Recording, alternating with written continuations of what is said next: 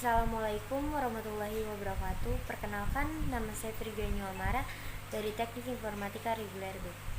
Di sini saya akan menjelaskan sedikit tentang etika tiap warga negara dalam bernegara.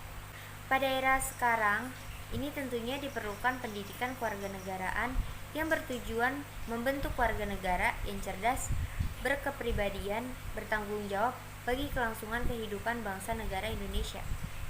Untuk itu, maka setiap kehidupan warga negara perlu dilandasi pemahaman akan pengertian nilai, norma, moral, etika, dan pandangan hidup yang kokoh untuk terwujudnya seorang warga negara yang baik dalam kehidupan berbangsa dan bernegara.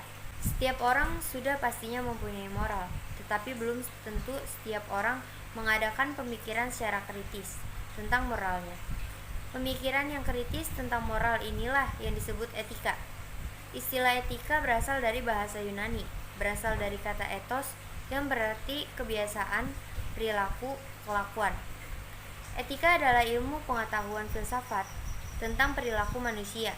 Dapat disebut ilmu kesusilaan atau ilmu akhlak. Menurut Profesor Dr. Sumarjo Rekso Suharjo dalam bukunya yang berjudul Pancasila sebagai Etika Politik, 1. Menyatakan etika adalah cabang filsafat yang membicarakan masalah perilaku perbuatan manusia untuk dinilai dari segi baik buruknya. Mengenai manusia ini apabila ditinjau secara filosofik, aspek kognitif atau rasionalitasnya menimbulkan cabang filsafat yang dinamakan epistemologisnya dan logika. Apabila ditinjau secara filosofik, aspek emosionalitasnya menimbulkan cabang filsafat yang dinamakan estetika. Jadi persoalan estetika itu adalah persoalan kemauan manusia. Orang sanggup berbuat baik atau tidak itu erat kaitannya dengan masalah kemauan. Sebaliknya, orang yang kemauannya kuat cenderung untuk tidak melakukan hal-hal yang baik. Itu memerlukan perjuangan. Maka dari tanpa adanya kemauan untuk berjuang, seorang manusia atau sebagai warga negara tidak akan melaksanakan sesuatu yang berkaitan dengan segi kemanusiaan.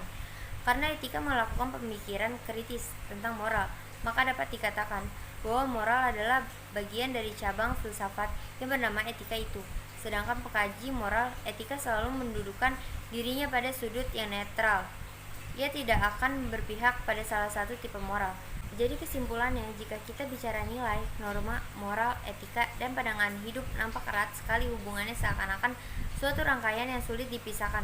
Sebab antar satu dengan lainnya sangat melengkapi untuk dilaksanakan oleh setiap warga negara dalam kehidupan bermasyarakat dan berbangsa dalam suatu negara. Sekian dari saya. Wassalamualaikum warahmatullahi wabarakatuh.